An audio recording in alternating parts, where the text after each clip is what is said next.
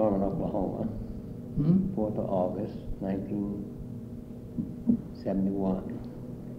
This is Colonel Bernard A. Kellner, retired, interviewing Judge Albert S. Gillis, Sr. of Norman, on his life and experiences in Oklahoma State and Territory.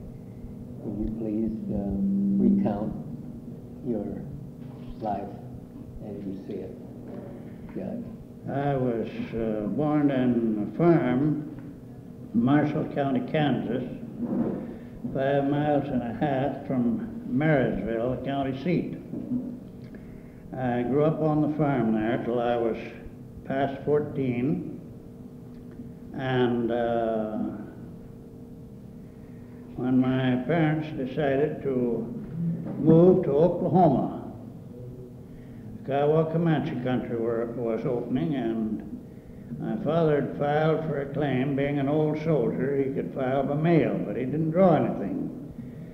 So we went down to Lawton, and from Lawton on out southwest about 18 miles to a little inland town by the name of Faxon.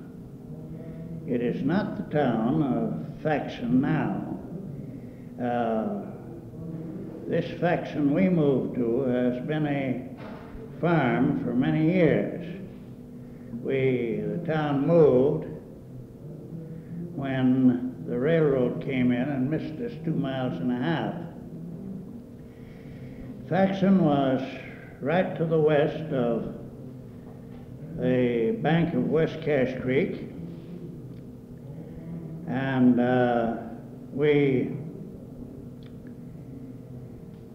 the Comanche Indians had taken allotments all up and down Cache Creek, Blue Beaver, and Post Oak, taking the land where they had timber and water.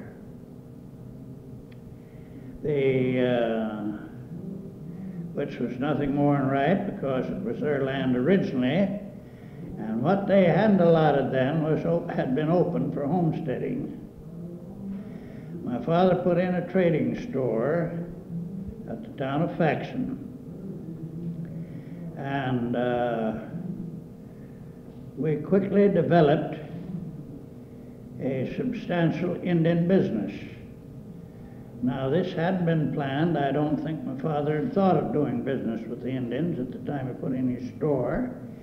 He expected to do business with the white homesteaders. But the Indians took a liking to the way we treated them when we came in the store. We were farm folks. We treated everybody very much the same. An Indian came in, he got the same courteous treatment as a white man. He bought his merchandise for the same price. This was very fortunate for us, because unbeknownst to us, the missionaries went in and made an investigation of the prices all the merchants charged, and our nearness of how we kept books, whether we cheated the Indian on our books. We knew nothing about it till our hand was finally called for a checkup. They told us they already knew that we sold our merchandise at the same price to whites and blacks, because they had sent a white man in to buy the same thing, and they'd send an Indian in to buy the same articles. So they knew we were giving them the same price. This was, I didn't know it at the time, but it was rather unusual with frontier merchants. They tried to get a little more money out of the Indian. They had also posted one of our Indians that they figured they could trust, and a fellow by the name of Wakuya. And when I went to collect for him at grass payment time, the missionary showed up with all of the bills. He had kept his duplicate sales bills, and so we had to add them up. And we checked out exactly to the penny, excepting that we found where a mistake of $1 had been made in the Indians' favor by my mother on a sale, an exchange of merchandise brought back and more merchandise purchased, and she had made a mistake in her addition and subtraction of $1. So the bill came out $1 more than ours was, but exact to this penny.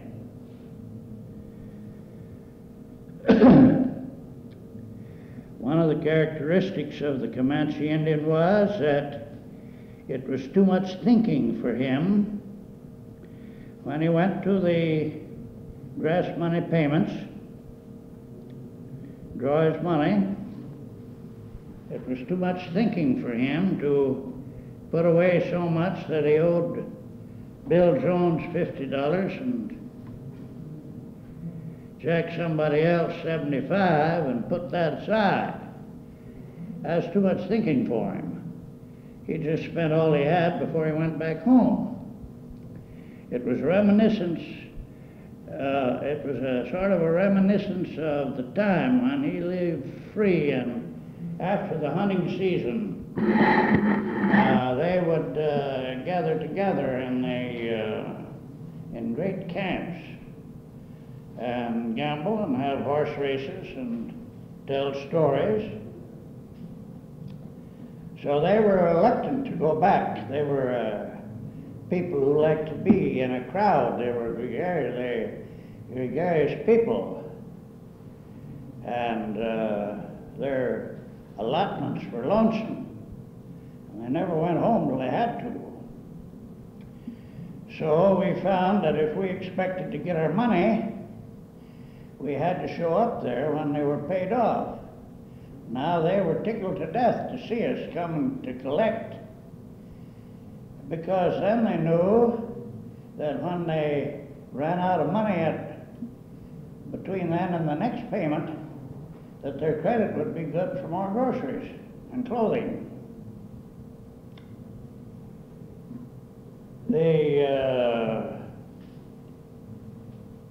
One of the oddities that developed in due time, I think I was a little bit slow realizing it. The old warrior group, as I call them, had taken a liking to me, and were, in their own way, were extending me their friendship and goodwill. Took me some little time to catch on to that. That didn't happen very often. There are probably several reasons for it. One was the way we had treated them and the word that was spread by the missionary that we didn't cheat.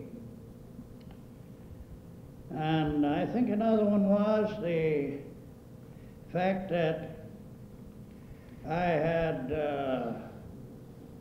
from the very start, had known how to treat their women. This was due to a advice given me by a comparatively young squawman, as squawman went. He told me that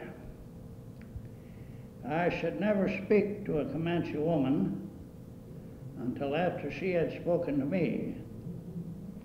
And she would only speak to me when it was necessary, when she came into the store to buy something, or for some particular reason she had to talk to me, she would talk. Otherwise, she was not supposed to talk to anyone, any man, Indian or white, excepting her own men folks. That meant her own brothers, her father, her husband's brothers, his father, and her sons. He told me that if I did speak to them, that the Indian wouldn't hold it against me nearly as much as he would the woman, that he would blame her for it.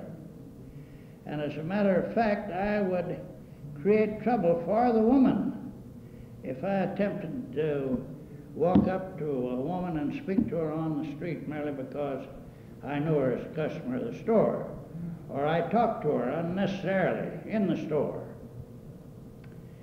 So he also told me that in event that I took a notion I wanted me a Comanche wife, that I wouldn't court her like I would a white woman, white girl, but that I would first go to her father and I'd make arrangements for her to become my wife, and we would never be together until such time as we were married. So I followed that very religiously.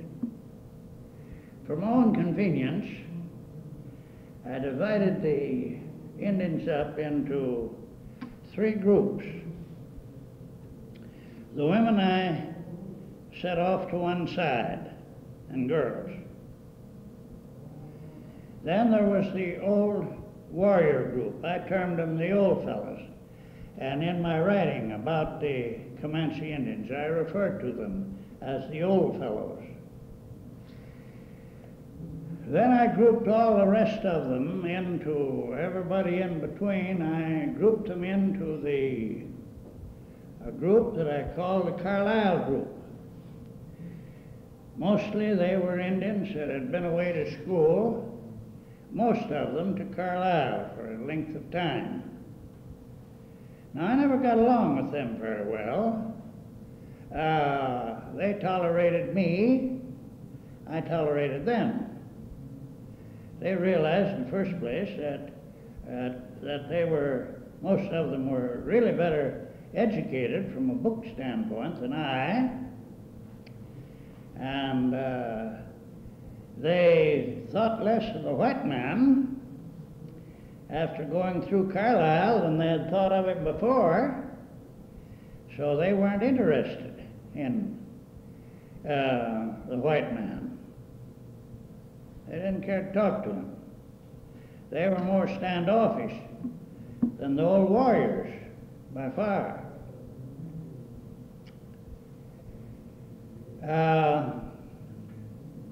One thing that I want to speak about, it's hard for me to stay strictly on my experience with the Indians because I have read all the Comanche history. If there's any worthwhile Comanche history that I haven't read, it is simply something that I have never found. So it's awful easy to get off onto history and to get off onto my interpretations of history. But I think we should know how the Comanche came to be in Oklahoma. Now, he was part of the Ute Aztecan family group, the most representative tribe of that group being the Shoshone. They separated from the Shoshone and came to the plains. There's a number of stories about why they did this. The one that I like best is as follows. Once upon a time, the snake had 2 heads. Incidentally, the Ute Aztecans are the Snake Indians, and all Snake Indians belong to the Ute Aztecan group. The snake was hungry for a long time. It had 2 heads. One head went away, and the other head stayed at home. This is a story to me, this is a simple telling of the story to me that here are people who had overpopulated their range or their hunting ground, their living space. And that living space scattered all the way from northeastern California and eastern Oregon eastward for about the width of the state of Montana and Wyoming combined, taking in all that area of the northern part of the Great Basin and the Rockies.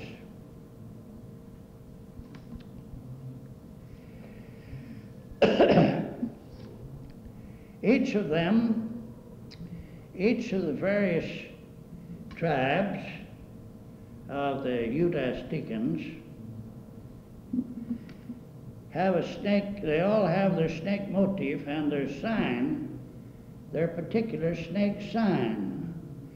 For instance, if you ask a Comanche who he was, instead of saying Comanche, he would place his right forearm across his chest, about over his solar plexus, with his right hand open, turned down.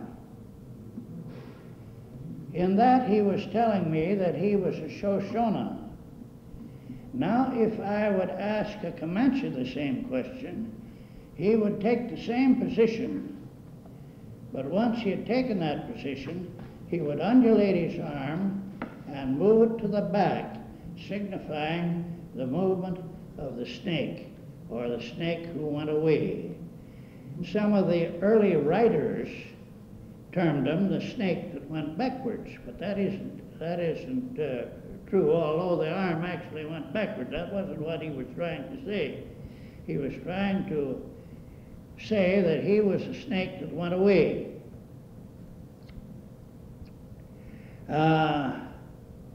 Alfred Kobler, who is probably knows more about the Western Indians than any other one man, and who had studied their archaeology through their language, through the change in the language, lists 14 tribes of the Utah-Stikans within continental United States. A number of them go on south into Old Mexico. But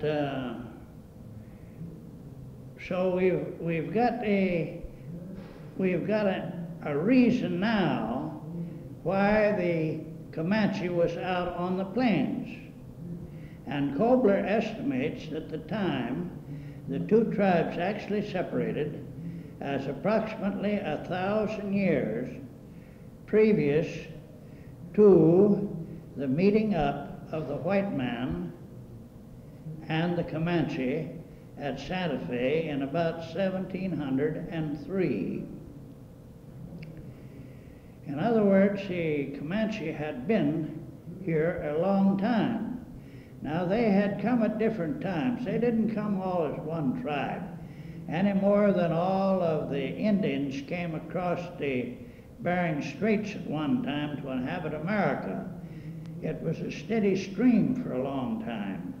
It took thousands of years for all of the Indians to come to America, and it probably took hundreds of years for all of the Comanches to get out onto the plains. But when they found all the game on the plains, they had come hungry, and they had decided that they would never be hungry again. And as they moved southward, as a tribe would come to a stream with water and wood, they would, in effect, preempt them, which was a name that the early white settlers used. In other words, they would take to themselves a hunting ground along that river. And they defended that against all comers, whether it was other tribes or whether it was other Comanches following them. So, as they went on south, they settled ahead all of the rivers heading out into New Mexico and the Texas Panhandle, all flowed to the southwest. When they went on past Arkansas, and they came to the North Canadian, some of them settled there and took over the North Canadian. In fact, we know from history which particular tribe it was. Another tribe went on south and he found the South Canadian, and they settled on it. And then there was the Cimarron and the Washita and Red River, the Trinity. Always they were moving south because they wanted to get away from the cold weather that they had lived in for generations. Now, I've mentioned that they came to the plains hungry. They did. They didn't plan to ever be hungry again. They began to place their brand or their claim to all of this land. And then when they became horse Indians, they consolidated that into an empire, and they called it Comanche. And it was nearly 600 miles long, extending from the Arkansas southward to the Rio Grande, and from about the 98th parallel westward to where the Rio Grande turns back to the north. Shut that off a minute. The great holdings of the Comanches was really in Texas. Now, I should say just a word about the word Comanche. It was only after the white man came to Texas and found him there in the Santa Fe and the Comanches at Santa Fe adopted the name from a name that the Utes had given them. When they left their country, they called themselves the Nema, N-E-M-A, the people. And if there was one more old Comanche living, and you could ask him what Comanche meant, he would still say the people. There were many tribes within the Comanche tribe. They never had an overall chief. In fact, the chief of one of the, shall we call them, sub-tribes had practically no authority over a warrior or anybody else. He was more a war leader than anybody else. But the people who left with him on a raid were volunteers, and they furnished their own trained horses. They furnished their own weapons, and for the first few days on the road, they furnished their own commissary.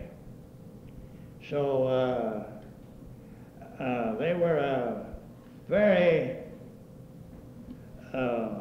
independent group as a whole. But wherever you found one of these people, and you asked him what he was, he told you after they adopted the Comanche name, he would tell you that he was a Comanche. And if you asked him what the Comanche meant, he'd tell you the people. As a matter of fact, it is taken from a Ute word, and the Utes called them Comanchetas, which means they had a rather poetic translation for Comancheta, calling it, he who fights me every day that I live.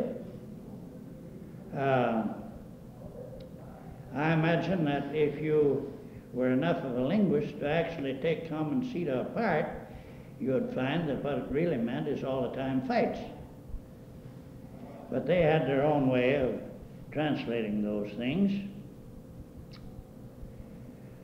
Getting back to their empire, they called it Comancheta, spelt with a K. And they organized that empire just as legitimately as Charlemagne organized his in Europe. In fact, it was even bigger than Charlemagne's. And they did it in very much the same way. they proceeded to whip one enemy at a time until they had taken their possession of the land that they wanted. And when they'd taken that, now they would let the other Indian go ahead and live there. They'd let him kill buffalo for his winter meat, but it was understood that he came to the Comanche and asked for the buffalo before he killed it. He didn't go out and kill it on his own. So they had, at one time, prior to the Civil War, they had taken over approximately 2/3 of the state of Texas. And you can find numerous places in reading different authors, such as Richardson, that they delayed the settlement of Texas by 50 years.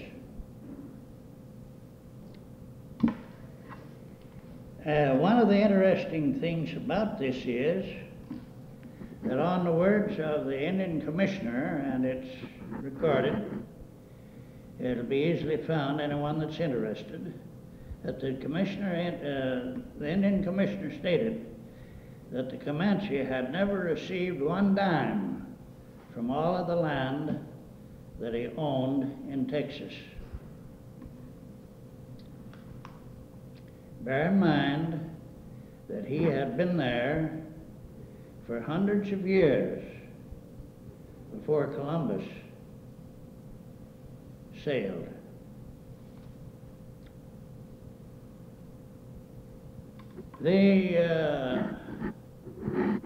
Wallace and Hubble, in their story of the Comanche,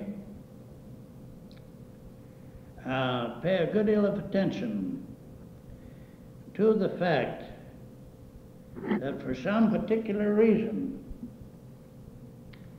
they don't know, it's hard to tell the working of the Indian mind, but for some particular reason, they felt themselves bound as Comanches, and it didn't make any difference. You might, if you had run onto a tribe down in the Great Bend country, and ask him what he was, he'd tell you he's a Comanche, and he'd feel just his kinship with the Indians, the Comanches, that were living up 600 miles north on the North Canadian, though he had never seen them, and of course had no written knowledge of them, only hearsay. It is presumed that at the time of, say, 1950 to 60, just prior to Civil War, knowledgeable historians believe there were probably 50,000 Comanche Indians in Comanche. When Quanah Parker left the Cohada-Tejas group into Fort Sill to surrender in June 1876,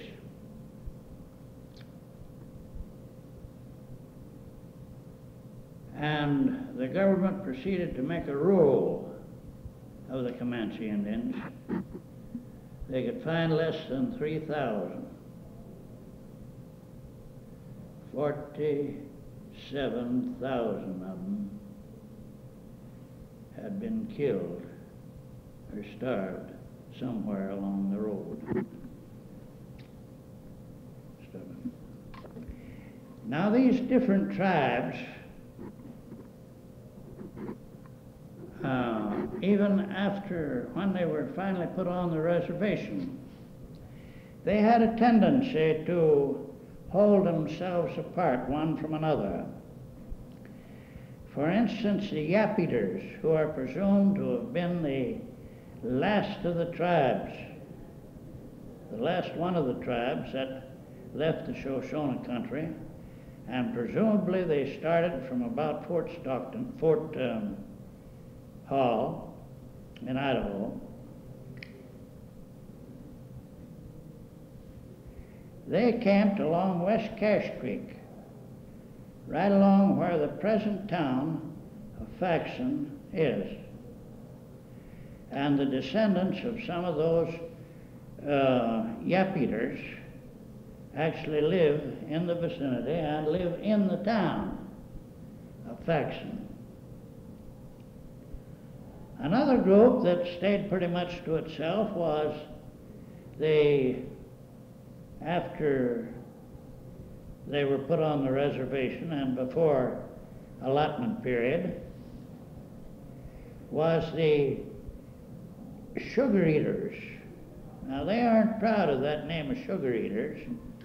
That was a nickname given them by the other tribes.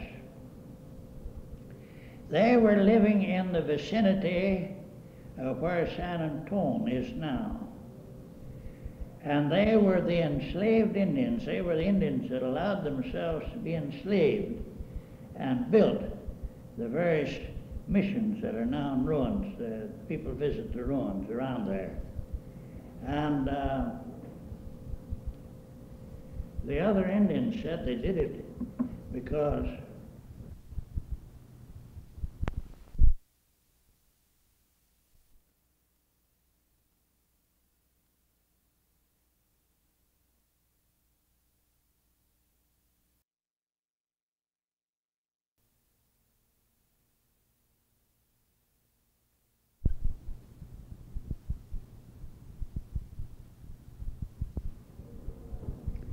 the other Indians gave them that name as sort of in derision. And after they were put on the reservation, the Army had to make a certain amount of effort to protect them from their brother Comanches because they felt that they were a disgrace to the Comanche tribe in that they had allowed themselves to be made slaves.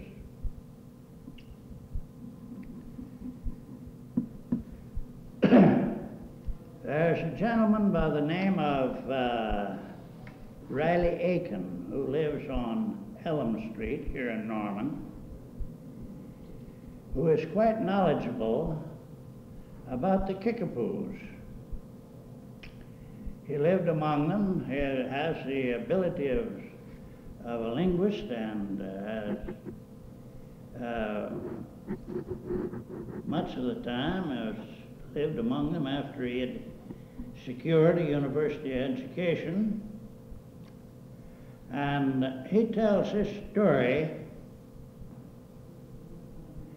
It seemed that sometime perhaps along about the Civil War time, I don't know just when, there was a band of the Kickapoos who didn't like the way they were being treated by other Indians, and by the whites as well, possibly. And they pulled out and immigrated to Old Mexico. And here some years back,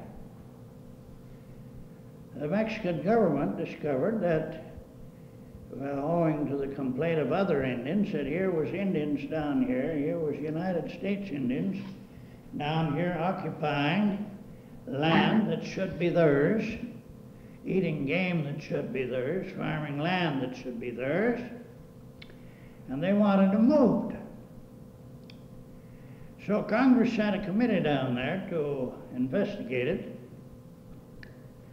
and Riley Aiken was taken along as the interpreter. They moved in and made camp fairly close to these Kickapoos, and began to try to make contact with them, get their consent to come back and accept land in the United States where they belonged in exchange for their old Mexican holdings where they weren't welcome. And they found these Kickapoos wouldn't even talk to them. So one day, he said a real little old woman she didn't have a tooth in her head and possibly hadn't had for 40 years, came up to him and in effect said to him, "You're not having much luck with the Kickapoos, are you, white man?" Speaking in the Kickapoo language. And she asked him, said, "You know why?" He told her no, he didn't understand why the Kickapoos wouldn't talk to him. Said they're afraid to talk to a white man, for the white man will say that they have made some agreement that they don't want to make. So they're just not saying anything. And they're afraid of you. But you can talk to me. I'm not afraid of you. I'm a Comanche. And then she told this story of how her family was camped one time when she was a little girl, about possibly 9, 10 years old. They were attacked by a band of Kickapoos, and they were being all killed, and she took out across the prairie. Well, there was a warrior or two took after her, tried to catch her, and they weren't having any luck, and they finally ran her down by horseback. So they gave her the name, they gave her the Kickapoo name of Rabbit because of her ability to run. Now she had been a slave for possibly at least 60 years of the Kickapoos. But she was still a Comanche, and she looked him right in the eye and she said, "You can talk to me, I'm not afraid of you. I'll talk to any white man." Judge, what would be your observation of the Indian status, socially, economically, and so forth, and the future of the Comanche, particularly? Every June, I believe it is either the first or second weekend in June, I've forgotten just offhand, I'm an invited guest to a family reunion. This is a reunion of the descendants of one of the old warriors whose name is Masua.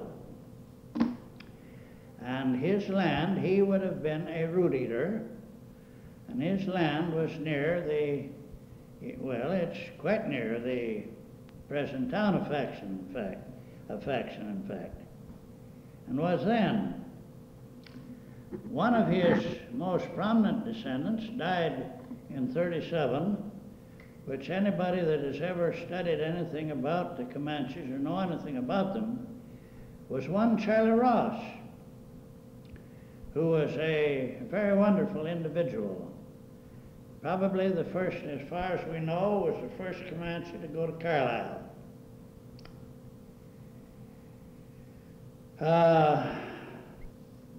I wanted to write a story about Charlie Ross, and there's some things that I wanted to know.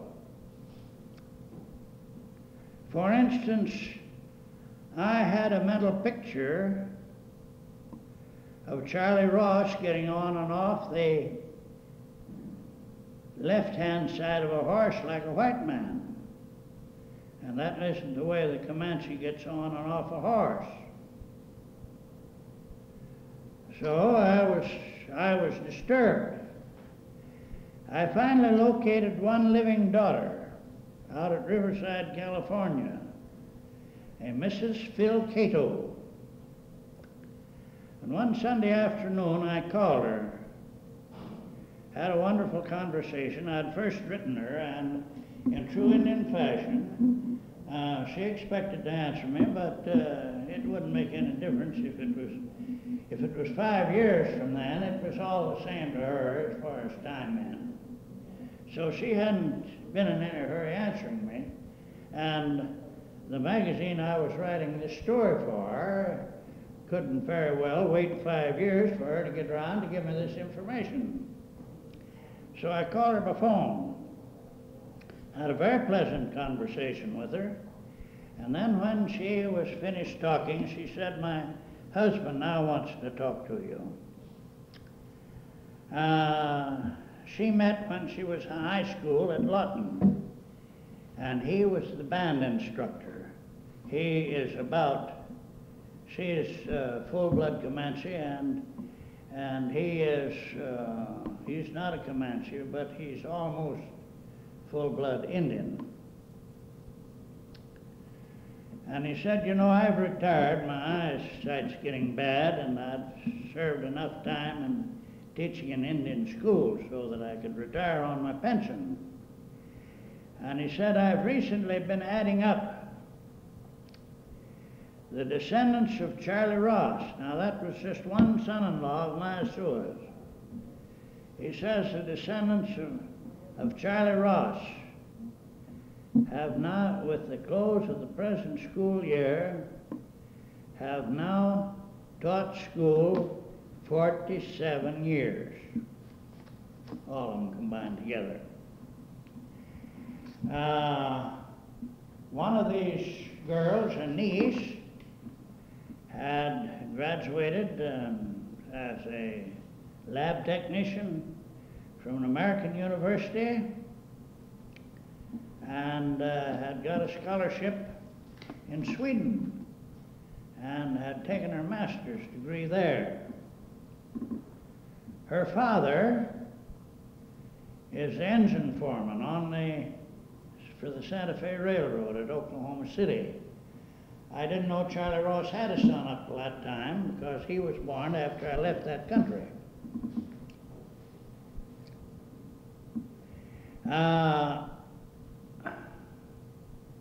Another one of Masua's, or rather one of his sons, was named Tope. And I remember one time after we had moved the store overland to Chattanooga after the town site fight, and I was riding horseback to the town of Faxon to look after some business of my father's. I saw an Indian wagon coming in from the southwest, and it was old Masua and a daughter-in-law, and a whole wagon load, a little lumber wagon load of little children. And he stood up and waved me to come across to him, that he wanted to see me. Our roads were converging, so I rode across this neck of land over to his trail, and he spoke to one of the women, and she lifted up a cradle board. And he told me now, he said, in Comanche, he said, this is your first Comanche namesake. So while I had several children named after me, this was Masua's grandson, Albert, was the first one. He came to the family reunion a year ago this June, and flattered me very much by telling me, he said, I've heard all my life that I was named for you, and when I found you were to be here, I wanted to see you. Now, he has been an inspector for the State Highway Commission and had served his time and expected to retire this present summer. So they are taking their place out into the world. I'm speaking of these because here's a family that I knew, the old warrior and his wife, neither one of whom could speak any English. One of the girls married Charlie Ross, who could speak English, being a Carlisle student.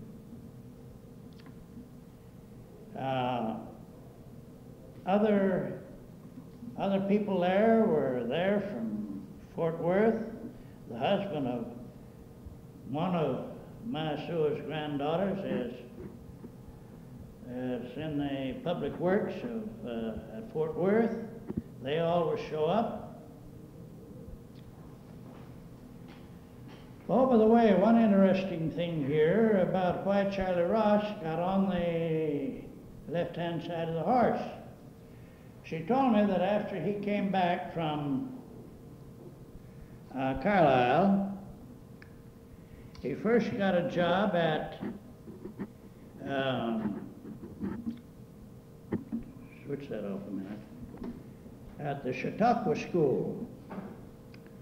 And later he didn't like it up there, and he came back to Fort Sill and was looking around, and that Burke Burnett hired him as a cowboy. And he worked for a number of years as a cowboy for Burke Burnett. And it was there that he learned to get on a horse from the left-hand side like the other cowboys, because a bronco that's used to you getting on one side isn't going to appreciate somebody getting on from another.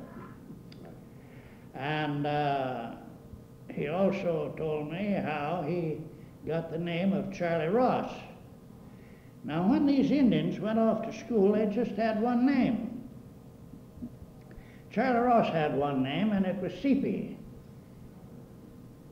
Spelled just like it sounds, Sepie. Well, as a matter of fact, most of those names were such that the teachers couldn't handle them in the school, so they would proceed to make that their surname and give them what they called a school name, and the children were willing to accept that. So they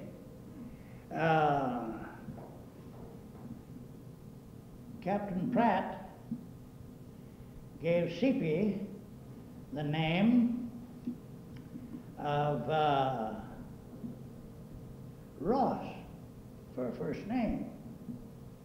Now, I have a copy of some of the letters that from the State Historical Society been filed up there by the Indian Agency at Amarillo, at Anadarko, where they're overcrowded. And in some of these, he would refer, Charlie was making quite a name for himself up there, and he would refer to him sometimes as Sepie Ross, and sometimes as Ross Sepie. And they said one time they were eating a late meal in the cow camp, sitting around the fire, all facing the fire, and said Burke Burnett was sitting right across the circle from him. And he called him and said, "Charlie, Ross, come over here and sit by me."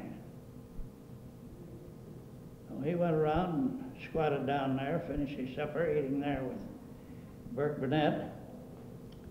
Burke told him, he said, I don't like your name. I think you deserve a better name. So I'm going to give you one. Now, an Indian had to keep his name. He couldn't name himself. Somebody could give him a name, that's all right, but he couldn't name himself. And so he named him. He said, I'm going to give you the name of Charlie Ross, and that's the way you're going to be on my payroll. And from then on, that'll be your name. He was one of the informers for Wallace and Hubbell when they made their research work for their book, The Comanche. And you ran onto his name quite often in Charlie Ross. Incidentally, one of the stories that I wrote about Charlie Ross was given an award down here by the writers group in the university as an outstanding piece of nonfiction. And I was given a certificate along with a $100 check as a prize for it on my friend Charlie Ross. He saw fit to establish himself as a sort of a catalyst. When the country was opening up, he realized that there was almost bound to be conflict between the white man and the Indian. The white man wouldn't understand the Indian wouldn't understand the white man. And so he conceived of the idea of moving in there as a catalyst, to stand between them, bring them onto a level, so they could understand one another. And it made me think of I've often thought of him as the old Roman race that the circuses used to, one of the features in the old-time circuses when I was a youngster, of a man riding two horses, one foot on one horse and one on the other. They called it the Roman race. And that was the way Charlie rode. He kept one foot in the white man's world and the other foot in the Comanche world. I wondered, he was much better educated than I. At the best, I had only a country school education. And I could never understand two things about him. One was that he wore his braids. That didn't seem natural for me, for a man who had, now one of his summer jobs while he was in Carlisle, he worked in the Wanamaker store as a stock boy, bringing in stock from the storeroom and putting it up on the shelves. And there's, in the records, is a high recommendation from Wanamaker on his ability. Here was a man that was born along about 64. He was born into a Stone Age society. Best you can say for him at that time, where they were Stone Age people. And here he's making good. These people's grandfather and father that I've been talking about, their grandparents from down back, and even their own parents, were born into a Stone Age society. And from that, they were born into a tribe that had been constantly at war. Their history began shortly after, written history begins shortly after 1700. You'll find some dates of 1700, some dates of 1703, when the Spanish took notice of them. They were not Comanches at that time, they were Paducas. And they've had many names that were given them. Shortly after that, they became Comanches. And they have constantly built themselves up. They fought. We know, we have the history of a continuous fighting for 174 years. Now, if you will grant the average life of a warrior to be, say 15 to 17 years at the outside, and I think you're being very liberal, they used up, in that 170 years, they used up 10 armies that they had to raise, train, and fight. Judge, you would say then that with ability applied, there is opportunity alongside the white man in this country. If you will encourage the Indian, if you will approach the Indian, now as an individual, you can't approach him as you would a nigger sharecropper down the Texas black land. He's not. He's the people. If there's any inferiority between you and him, it's your inferiority, not his. So you treat him as an individual, and you allow him to take certain initiatives. You can be persuaded. Pratt was wonderful. General Pratt was absolutely wonderful for them with what he made out of those various, and he took them from different tribes. Everybody that has any idea what to do with the Indian should read Jason Bartonet's book, I Fought with Geronimo. It was only completed here a few years ago. Bartonet's lived to be 98 or 99, and he wrote right up till the time he died. And the worst part about his, they let Nye, who wrote Carbine and Lance, they let Nye write the story, and of course he put it in Nye's language. None of it is, you can't, you miss the thinking, much of the thinking of Bentonez. Incidentally, there's a little bit of a movement, or some folks are rather trying to start a movement. He wrote all of this book. You know what a big chief writing tablet is? School tablet? Well, he wrote that in lead pencil. And down in the Fort Sill Museum, they've got a stack of big chief writing tablets about this high.